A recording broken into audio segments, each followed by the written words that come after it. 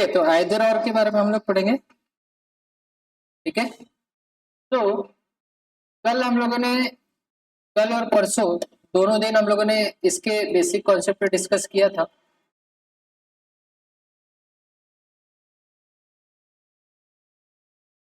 हटा देते हैं पेजेस।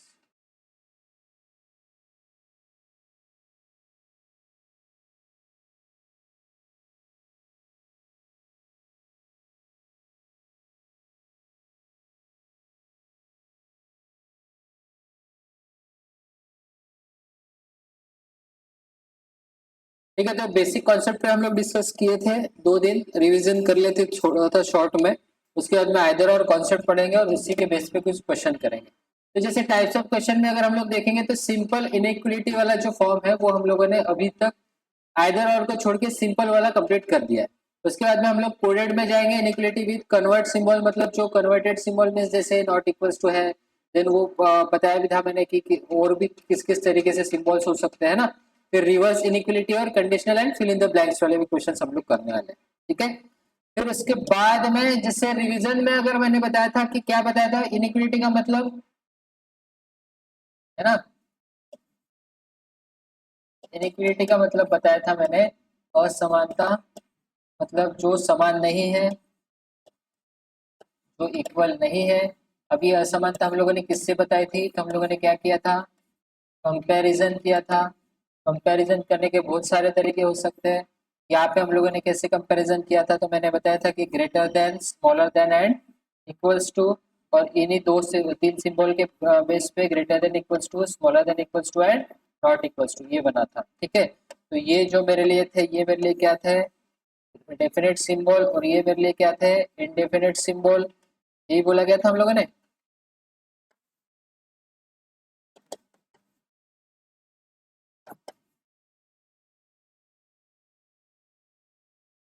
ठीक है, ये बेसिक चीजें थी। उसके बाद में हम लोग आए थे कि जो पॉसिबल कॉम्बिनेशन ऑफ कंपैरिजन है ना, तो कितने टाइप्स के कंपैरिजन थे, तो 14 टाइप्स के कंपैरिजन है, राइट। उसके बाद में अगर हम लोग बात करते कि जैसे नोट्स की बात करते तो 3 मैजिकल नोट्स जो थे वो बहुत इंपॉर्टेंट थे, उसी के बेस पे सारा का सारा हम लोग क्या बोल सकते हैं, ये इनइक्वलिटी चैप्टर है। तो पहला नोट क्या था, किसी भी सिंबल का कंपैरिजन अपने आप से हो तो आउटपुट के तौर पर वही सिंबल बाहर निकल के आता है। उसके हमारे सामने 4 एग्जांपल है। उसके बाद में सेकंड नोट क्या था कि किसी भी सिंबल का कंपैरिजन इक्वल्स टू के साथ होगा तो इक्वल्स टू को छोड़ के दूसरा वाला ही साइन बाहर निकल के आएगा। ठीक है, उसके भी ये 4 एग्जाम्पल है। उसके बाद में थर्ड नोट था कि सेम डायरेक्शन वाले डेफिनेट और इनडेफिनेट सिंबल का कंपैरिजन होगा तो आउटपुट के तौर पर क्या निकल के आएगा, हमेशा डेफिनेट साइन ही बाहर निकल के आएगा। ठीक है, उसके बाद में हम लोगों ने क्वेश्चन ट्राई किया था, तो इसमें मैंने बताया था कि कौन से एग्जांपल्स किस किस के हैं। तो ये अब यहाँ पे लिखने की जरूरत नहीं, ऑलरेडी आपके पास 2 पीपीटी है, अब उसमें सब कुछ लिखा गया है। ठीक है, अब आते हैं क्वेश्चन पे, एक थोड़ा सा एक रिवीजन के लिए एक क्वेश्चन सॉल्व कर लेते हैं। जैसे अब तरीका बताया था मैंने क्वेश्चन सॉल्व करने का, क्या बताया था कि मुझे एक्चुअल में करना क्या है, एफ से लेके कहाँ जाना है, सी जाना है, और आते हो क्या लेके आना है, आते हो क्या लेके आना है, ग्रेटर देन का साइन लेके आना है। यहाँ पे देखेंगे कि ब्रेक कितने बार है, तो रेलवे के 3 डब्बे हैं। अब शुरुआत कहाँ से करनी है, एफ से करनी है, तो एफ कितने बार है, एक ही बार है, तो एफ एक ही बार है, तो उसी एफ से शुरुआत होगी, तो एफ से जाएंगे ई। ठीक है, फिर ई से ई को कनेक्ट करेंगे, कैसे हुआ, ठीक है, ई से ई को कनेक्ट करेंगे, बराबर है। अब ई से ई को कनेक्ट करने के बाद ई से कहा जाएंगे, बी जाएंगे, बी से बी को कनेक्ट करेंगे, और बी से कहा जाएंगे, सी जाएंगे। अब मेरी जर्नी हो गई कंप्लीट, और तीनों बार जब मैं ट्रेवल कर रहा हूँ तो कैसे कर रहा हूँ, सीधा ही कर रहा हूँ। साइन चेंज होगा क्या, नहीं होगा। तो पहला कंपैरिजन इन दोनों के बीच में होगा, कौन सा नोट याद करना पड़ेगा, सेकंड वाला नोट याद करना पड़ेगा। किसी भी सिंबल का कंपैरिजन इक्वल्स टू के साथ होगा तो इक्वल्स टू को छोड़ के दूसरा वाला ही साइन बाहर निकल के आएगा, तो क्या निकल के आया, ग्रेटर देन निकल के आया। ठीक है, फिर इसका कंपैरिजन किसके साथ होगा, इक्वल्स टू के साथ होगा, तो इसके लिए भी मुझे कौन सा नोट याद करना पड़ेगा, सेकंड वाला ही नोट याद करना पड़ेगा। मतलब किसी भी सिंबल का कंपैरिजन इक्वल्स टू के साथ होगा तो इक्वल्स टू को छोड़ के दूसरा वाला ही साइन बाहर निकल के आया, तो क्या निकल के आया, ग्रेटर देन निकल के आया। और यहाँ पे मुझे क्या चाहिए था, ग्रेटर देन ही चाहिए था, इसलिए मेरा आंसर क्या हो गया, करेक्ट हो गया ये। ठीक है, उसी तरीके से हम लोग सेकंड वाला इसका करेंगे। सेकंड में क्या बोला गया था, कहां से कहां जाना है, ए से हम लोगों को जाना है यहाँ पे एफ तक, और लाते आते हो क्या लेके आना है, स्मॉलर देन का साइन लेके आना है। तो ए कितने बार है, तो ए भी एक ही बार दिख रहा है, तो ए से शुरुआत करेंगे, बी तक पहुंचेंगे, मुझे पहुंचना कहाँ पे, एफ के पास, फिर बी से बी को कनेक्ट करना पड़ेगा, है ना, फिर बी से ई जाना पड़ेगा, फिर ई से ई को कनेक्ट करना पड़ेगा, फिर ई से एफ जाना पड़ेगा। आ रहा है समझ में, क्लियर है। अब यहाँ पे अगर हम लोग बात करेंगे कंपैरिजन की, तो सबसे पहले ये बात करना पड़ेगा कि भैया साइन कहाँ पे चेंज होगा, उल्टा जाएंगे वहां पे साइन चेंज होगा। अब इक्वल्स टू का चेंज होता है क्या, इक्वल्स टू का इक्वल्स टू ही रहेगा, इसका चेंज होके क्या बनेगा, स्मॉलर देन बनेगा, ठीक है। फिर मेरी कहानी क्या होगी, कंपैरिजन की होगी। कंपैरिजन में क्या होगा, तो पहला कंपैरिजन किसके बीच में होगा, ए से शुरुआत किया था ना, तो इनका और इनका, सॉरी, पहला कंपैरिजन इसका और इक्वल्स टू का होने वाला है, ठीक है।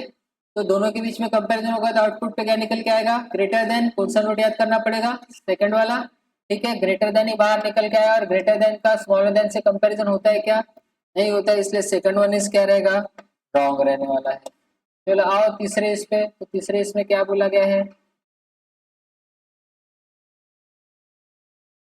तीसरे इसमें बोल रहा है कि मुझे कहाँ से कहाँ जाना है, डी से लेके ए जाना है, आते हो क्या लेके आना है, ग्रेटर देन का साइन लेके आना है।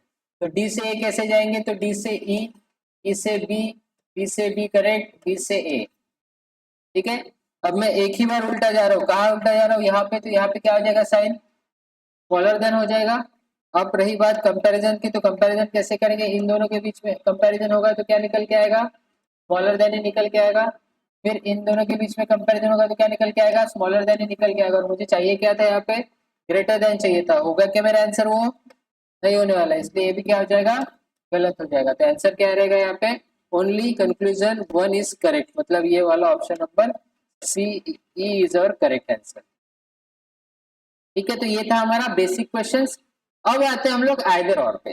तो आइदर और पे कुछ चीजें याद रखनी जरूरी है, जैसे इसके कुछ कंडीशंस हैं। तो सबसे पहला कंडीशन क्या बोला जा रहा है, तो यहाँ पे आप देख पा रहे हो कि both the element of two given conclusion must be same, मतलब दोनों कंक्लूजन के एलिमेंट सेम होना चाहिए। एलिमेंट सेम होना चाहिए मतलब एलिमेंट क्या है, कि जैसे ये एलिमेंट है, जैसे A is greater than B है और ए इज स्मॉलर देन बी है क्या ये element same, A B B, हाँ, या फिर A is greater than B और B is smaller than A, तो अभी भी सेम ही है कि ये, हाँ। देखो क्रॉस में भी रह सकते हैं, पैरेलल भी हो सकते हैं,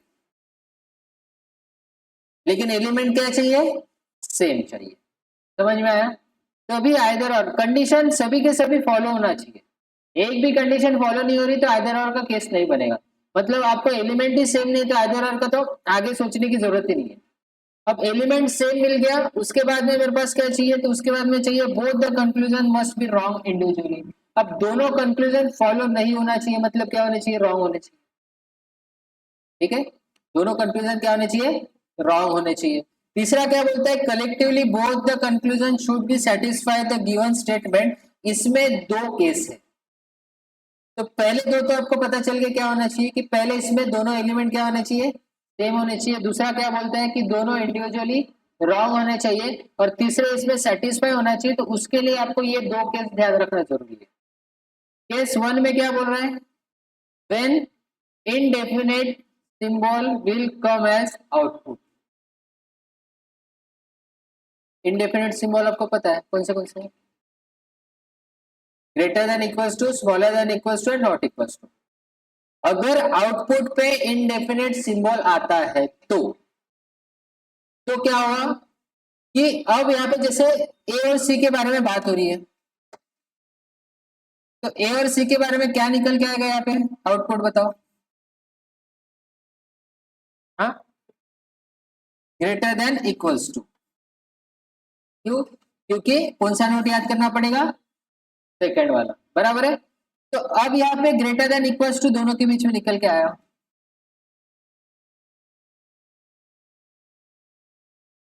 ठीक है।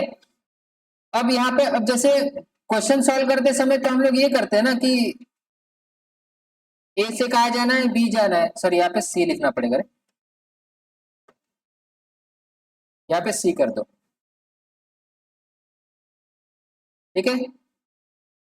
अब ए से कहा जाना है, सी जाना है, आते हुए क्या लेके आना है, ग्रेटर देन का साइन लेके आना है। अब मैं ए से बी गया और बी से सी गया,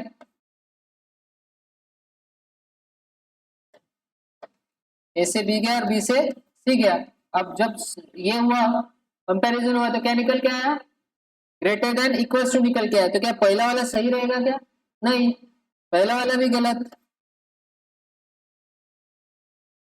बराबर है, पहला भी गलत रहेगा और दूसरा भी गलत ही रहने वाला क्योंकि इक्वल टू है। अब ऐसे समय पे अगर पहला कंक्लूजन क्या, पहला कंडीशन क्या बोला गया था, दोनों एलिमेंट सेम होने चाहिए, है क्या, दोनों एलिमेंट सेम, ए सी सी।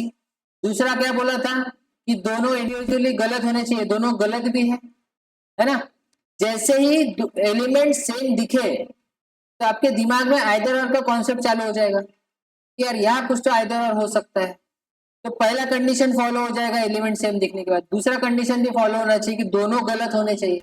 अब दोनों में से एक भी सही हो गया तो आइदर और के बारे में सोचेंगे नहीं, अब दोनों गलत भी निकल गए। अब तीसरा क्या देखना है कि अब देखना है कि भैया दो कंडीशन तो फॉलो होगी, तीसरी वाली कंडीशन में मेरे को केस चेक करना है। अब केस वन वाली बात पे आप पहले तो देखना है कि ए और सी के बीच में कुछ आउटपुट आ रहा है क्या, तो आ रहा है मतलब इंडेफिनिट सिंबल आउटपुट आ रहा है, तो आउटपुट यहाँ पे क्या आया, ग्रेटर देन इक्वल्स टू। अब मैं आइदर और केस में या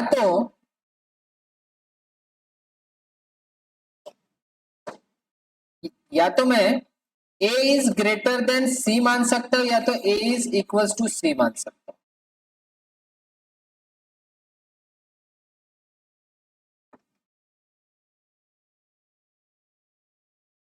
इधर आउटपुट क्या है पता है ना तुम लोगों को। अब या तो मैं ए इज ग्रेटर देन सी मान सकता हूं या तो ए इज इक्वल्स टू सी मान सकता हूं, इन दोनों को ही मैं आइदर और कर सकता हूं। लेकिन अगर यहाँ पे ए इज स्मॉलर देन सी आया तो क्या मैं इसको मान सकता हूँ क्या, क्योंकि ओरिजिनल आउटपुट क्या आया है, या तो ए बड़ा होगा या तो ए इक्वल होगा। तो मैं ए को बड़ा भी मान ही सकता हूँ और ए को इक्वल भी मान ही सकता हूँ, ए को छोटा मान सकता है क्या, नहीं, क्लियर है। तो यहाँ पे ये आउटपुट था कि जहां पे ग्रेटर देन इक्वल टू आया था। अब क्वेश्चन मान लो कभी ऐसा है, इसी का एक दूसरा एग्जांपल ले रहा हूं मैं। अब मान लेते हैं कि a is smaller than equals to b and equals to c, और यहाँ पे कंक्लूजन जो है, कंक्लूजन मान लेते हैं कि a is great smaller than b, sorry c, और a is equals to c। तो अब यहाँ पे मेरे को a से c जाना है, तो क्या लेके आना है, स्मॉलर देन का साइन लेके आना है। अब मैं a से c जाऊंगा तो क्या लेके आऊंगा, क्या बन रहा है, क्या निकल रहा है, ए और सी के बीच में लेस देन सी हो रहा है। इसको मैं थोड़ा सा इधर ले लूं क्या, काम करता हूँ, इसको इधर ले लूं।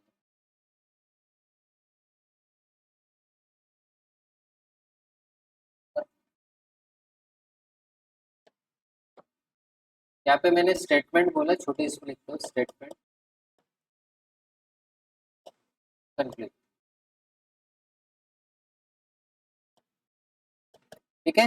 तो यहाँ पे इसी का मैं सेकंड एग्जांपल ले रहा हूँ। अगर मैंने बोला कि यहाँ पे smaller than B and smaller than, sorry smaller than equals to C, और यहाँ पे मैंने कंक्लूजन, पहला कंक्लूजन दिया ए स्मॉलर देन सी, दूसरा कंक्लूजन दिया ए इज इक्वल्स टू सी, ठीक है। तो यहाँ पे ग्रेटर, जैसे यहाँ पे जो आउटपुट आया था इन दोनों के बीच में, यहाँ पे क्या आएगा, अब ए से लेके कहा जाना है सी जाना है, आते क्या लेके आना है, स्मॉलर देन का साइन लेके आना है। तो ए से सी जाएंगे तो आउटपुट क्या लेके आ रहा हूँ, ये लेके आ रहा हूँ ना, आ रहा है कि नहीं आ रहा। कौन सा नोट याद करना पड़ेगा, सेकंड वाला नोट याद करना पड़ेगा। अब यहाँ पे देखो कि इस ऐसे समय पे मैं एक तो ए इज स्मॉलर देन सी तो मान सकता हूँ और ए इज इक्वल्स टू सी भी मान सकता हूँ, लेकिन मैं ए इज ग्रेटर देन सी मान सकता हो क्या? नहीं मान सकता। तो सीधी सी बात है कि यहाँ पे एक चीज ध्यान रखेंगे, इसको हम लोग मान सकते हैं, ये और ये रहेगा तो दोनों मिलके आइदर और हम लोग बोल सकते हैं, लेकिन ये अकेला रहेगा, मतलब ये और ये दोनों मिलके रहेंगे तो इसको आइदर और मानेंगे क्या? नहीं मानेंगे। मतलब सीधी सी बात है, यहाँ पे एक चीज हम लोगों को पता चल रही है कि भैया आउटपुट अगर ग्रेटर देन इक्वल्स टू आ रहा है या फिर स्मॉलर देन इक्वल्स टू आ रहा है, तो आउटपुट अगर ग्रेटर देन इक्वल्स टू आ रहा है तो मैं ग्रेटर मान सकता हूँ, इक्वल मान सकता हूँ, लेकिन मैं स्मॉलर नहीं मान सकता। बराबर है? अगर output smaller than equals to आ रहा है तो मैं स्मॉलर मान सकता हूँ, इक्वल मान सकता हूँ, लेकिन मैं ग्रेटर कभी नहीं मान सकता। ये चीज आपको ध्यान रखनी है। ये कब? जब इनडेफिनेट सिंबल कम एज आउटपुट, जब इनडेफिनेट सिंबल आउटपुट के तौर पर आएगा तो। मतलब यहाँ पे देखो आउटपुट ए और सी के बीच में क्या आया? A is greater than equal to C, तो यहाँ पे मैं ए को ग्रेटर मान सकता हूँ और ए को इक्वल भी मान सकता हूँ, इसलिए ये क्या हो जाएगा? क्या हो जाएगा? आइदर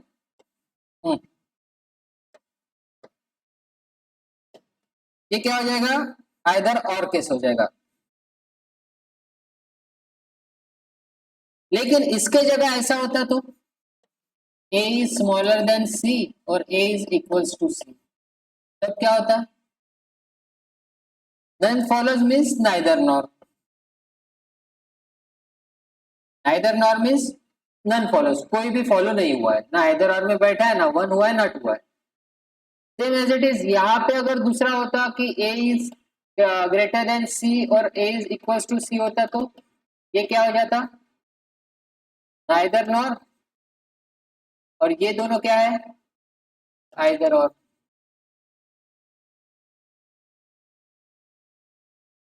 आ रहा है समझ में?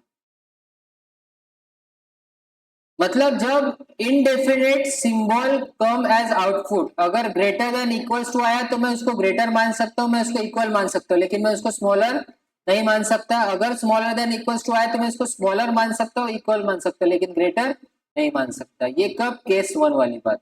अब केस टू में वही काम करेंगे, जैसे ए इज ग्रेटर देन सी बोला गया है, ए से लेकर सी तक जाना है, आते वक्त क्या लेके आना है? ग्रेटर देन का साइन लेके आना है। अब अगर हम लोग ट्रैवल करके जाएंगे यहाँ पे तो क्या निकल के आ रहा है? इन दोनों का कंपैरिजन होता है क्या? नहीं होता है। मतलब इन दोनों के बीच में क्या है? No relation.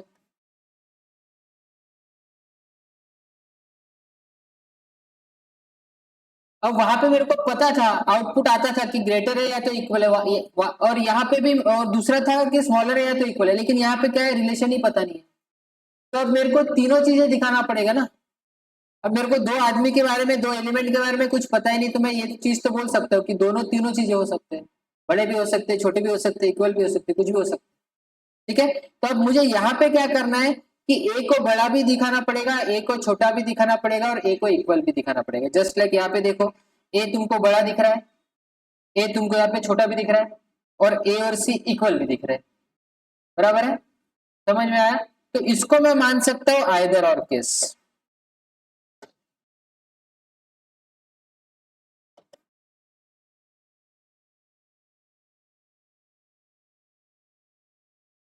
अब तुम ऐसे दिमाग में मत लाना कि तीनों साइन होने चाहिए करके। मैंने दिमाग में क्या लाने बोला कि दोनों तरफ तीनों चीजें दिखानी है। दो एलिमेंट रहेंगे तो इसमें इसको बड़ा छोटा इक्वल इसको भी दिखाना है, इसको भी बड़ा छोटा और इक्वल इसको भी दिखाना है। ये दिमाग में ध्यान में रखना। ऐसा ध्यान में मत रखना कि तीनों साइन चाहिए करके, greater than, smaller than, equal to. क्यों? क्योंकि कभी कभी एग्जामिनर क्या कर देता है फिर इस तरीके का करता है कि A is greater than C ऐसे तो लिख दिया, फिर क्या करेगा टू में C is greater than equal to A ऐसा कर देता है। अभी भी तो एलिमेंट सेम ही है, अभी भी ये दोनों गलत है, क्योंकि नो रिलेशन आया मतलब गलत ही हो रहा है। वो कंडीशन तो फॉलो होने वाला है, चाहे केस वन में रहे चाहे केस टू में रहे। वहां से बढ़ के आएंगे तभी इसको चेक करना है, वहीं पे अगर अटक गए वो फॉलो नहीं हुआ तो यहाँ पे आगे चेक करने की जरूरत ही नहीं है।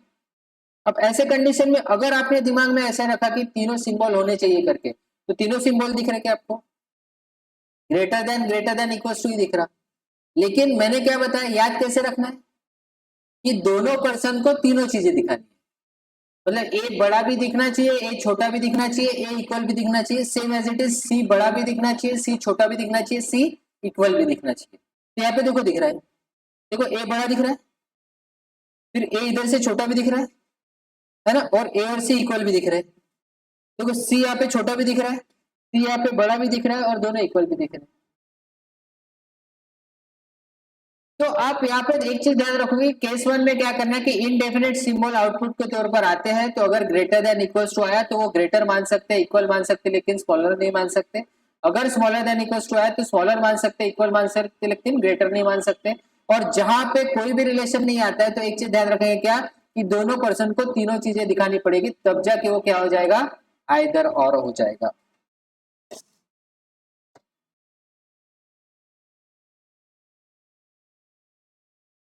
अब इसके जगह अगर ऐसे आता है तो ये होगा क्या,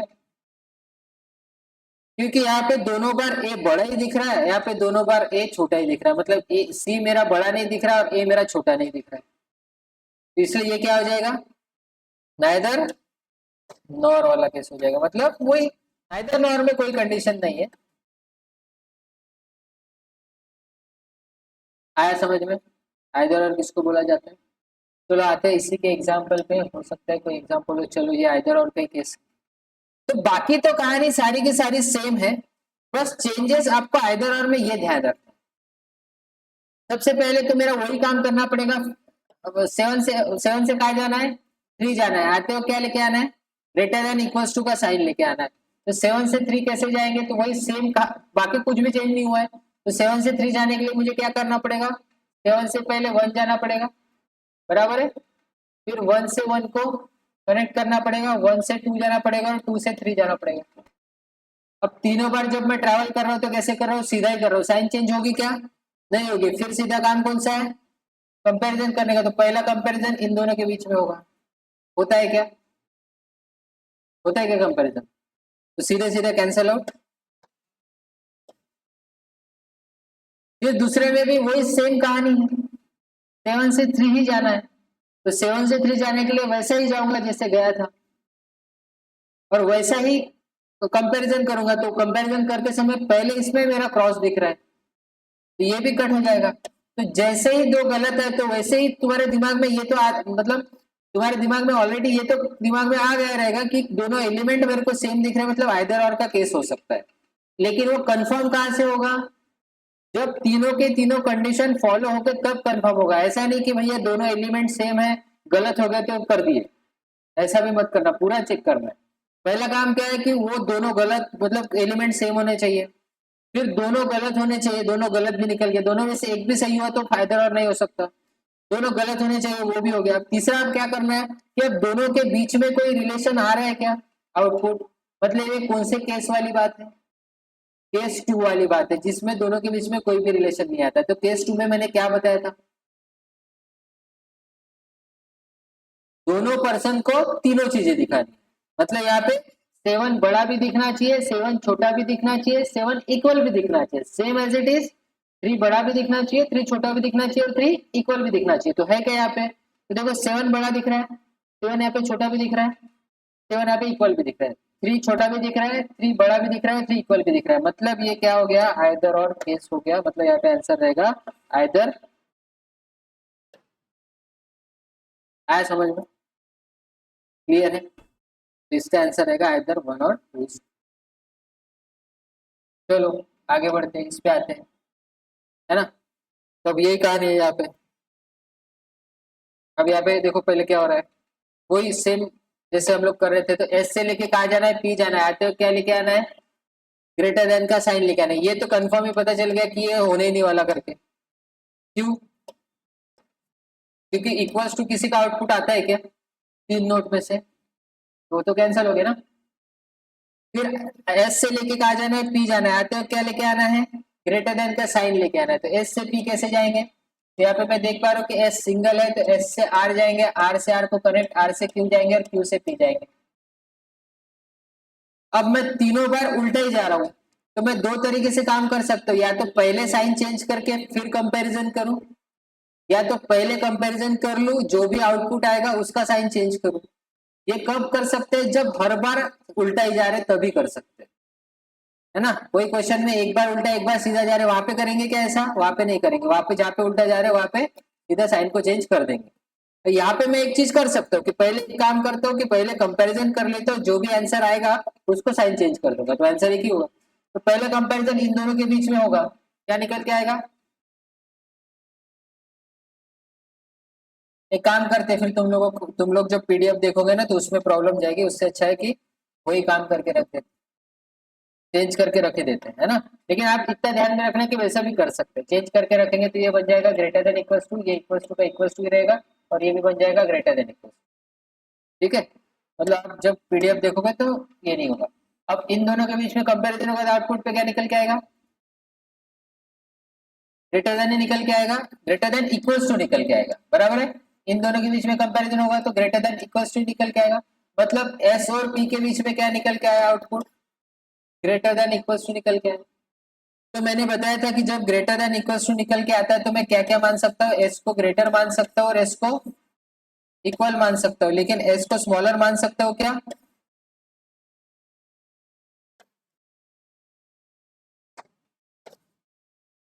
बराबर है। तो अब है क्या यहाँ पे? देखो ग्रेटर है मान सकता हूँ, इक्वल है मान सकता हूँ, मतलब ये मेरा केस क्या हो जाएगा? केस वन के तहत क्या हो रहा है? ये आइदर और हो रहा है। समझ में आ रहा है क्या? क्लियर हो रहा है? केस वन के तहत ये आइदर, पहला वाला क्या था? केस टू के तहत था, और ये वाला क्या है? केस वन के तहत। सही है?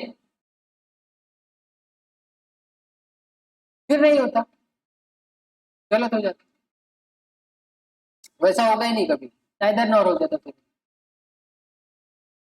और ग्रेटर देन इक्वल टू अगर होता तो सीधी सी बात है कि एस और पी के बीच में क्या निकल के आया?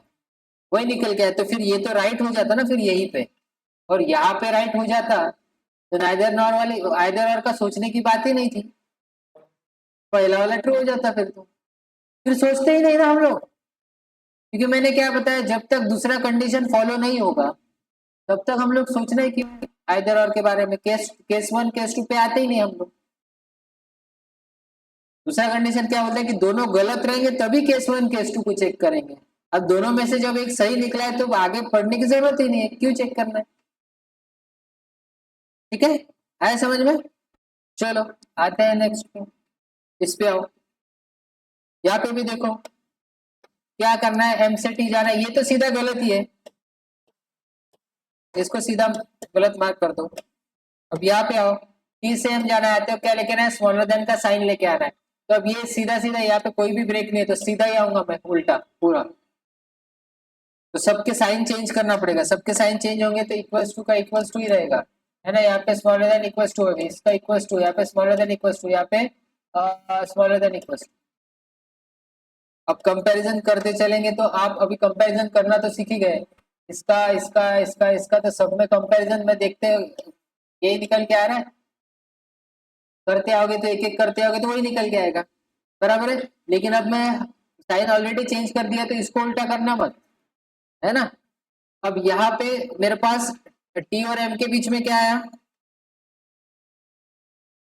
मतलब यहाँ पे मैंने टी और एम के बीच में निकाला ना, यहाँ पे टी से एम जाना था तो टी और एम के बीच में मेरे पास आउटपुट जो आया वो क्या आया? T is greater smaller than equals to m, ऐसा आउटपुट आया।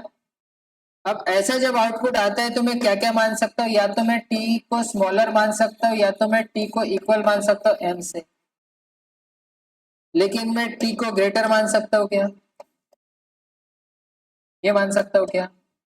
नहीं मान सकता। समझ रहा है? तो यहाँ पे मेरे को टी क्या दिख रहा है? स्मॉलर भी दिख रहा है, और यहाँ पे मेरे को टी क्या दिख रहा है? इक्वल भी दिख रहा है, और दोनों क्या है?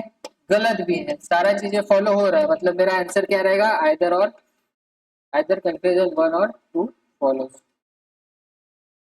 आ रहा है समझ में? क्लियर हो रहा है? केस वन केस टू पे ध्यान रखना, ठीक है। चलो इस पे, चलो मतलब अब बाकी तो आपका जितने यहाँ पे एग्जाम्पल्स बहुत सारे दिए गए हैं, ये सारा चीज आपके लिए होमवर्क है, तो बाकी तो सारी चीजें सेम ही है, ठीक है। तो एक बार रिवाइज कर लेते हैं, आइदर आर में हम लोगों ने क्या सीखा था? तो आइदर आर में हम लोगों ने यह सीखा था कि सबसे पहली चीज हम लोगों को क्या चाहिए? इधर और कॉन्सेप्ट था क्या? कंडीशन ध्यान रखना है, क्या कंडीशन है कि दोनों एलिमेंट क्या होने चाहिए, सेम होने चाहिए। दूसरा कंडीशन क्या है, दोनों गलत होने चाहिए। और तीसरे में क्या है, तो केस 1 केस 2 पे ध्यान रखना है। तो केस 1 क्या बोलता है कि अगर when indefinite symbol output come as output, मतलब इंडेफिनिट सिंबल आउटपुट के तौर पर आता है तो क्या होगा, अगर ग्रेटर देन इक्वल्स टू आएगा तो ग्रेटर देन इक्वल्स टू आएगा तो ग्रेटर मान सकते हैं, इक्वल मान सकते हैं, स्मॉलर मान सकते क्या, नहीं। स्मॉलर देन इक्वल्स टू आया तो स्मॉलर मान सकते, इक्वल मान सकते, ग्रेटर मान सकते क्या, नहीं मान सकते। अब केस 2 में क्या बोला जाता है कि अगर रिलेशन आ ही नहीं रहा दोनों के बीच में, तो मुझे क्या करना पड़ेगा, दोनों पर्सन को तीनों चीजें दिखानी पड़ेगी। क्लियर हो रहा है, दोनों पर्सन को तीनों चीजें दिखानी पड़ेगी। बस इतना चीजें आपको ध्यान रखना है, बाकी सारी चीजें सेम। क्लियर है? तो अभी वो जो 50 क्वेश्चन मैंने दिया है उसके आइदर और क्लियर कर लोगे, ठीक है।